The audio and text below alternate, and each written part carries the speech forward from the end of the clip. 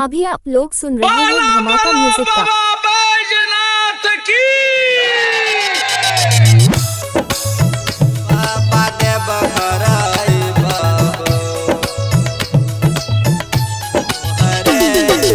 Music director Nitish Raj, welcome to Kailash recording studio.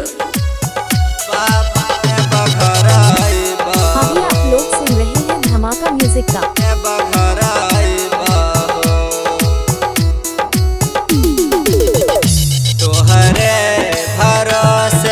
Bhole बाबा हम त भूखलिया हो, भोले बाबा हम त भूखलिया हो, भोले बाबा जान छोड़ के गेले ऊ हमार की के ना बाबा देव घर अइबा हो, भोले बाबा जान छोड़ के गेले ऊ हमार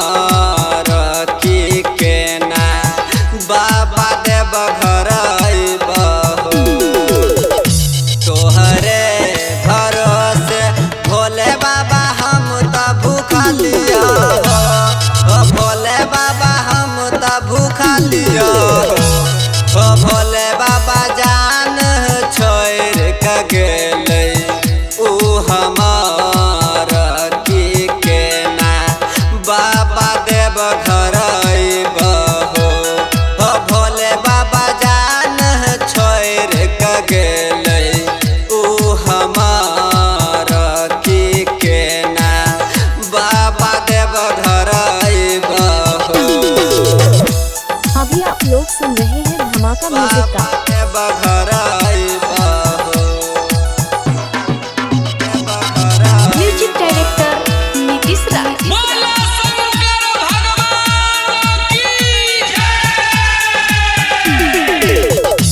अपनो सजादा भोला बाबा ओकरा चाहलिए हो, भोला बाबा ओकरा चाहलिए हो, भोला बाबा दिल तोड़ के गेले ऊ हमार की के ना बाबा देव घर अइबा हो, भोला बाबा दिल तोड़ के गेले ऊ हमार की के ना बाबा देव घर अइबा हो।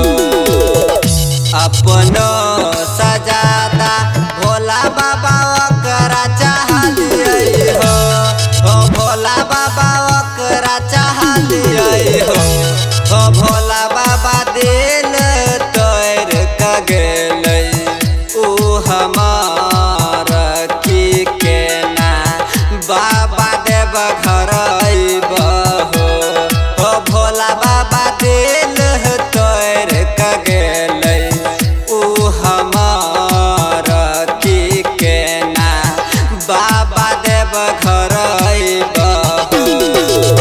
अभी आप लोग सुन रहे हैं धमाका म्यूजिक का। बाबा देव घर अइबा हो, म्यूजिक डायरेक्टर नीतीश राज।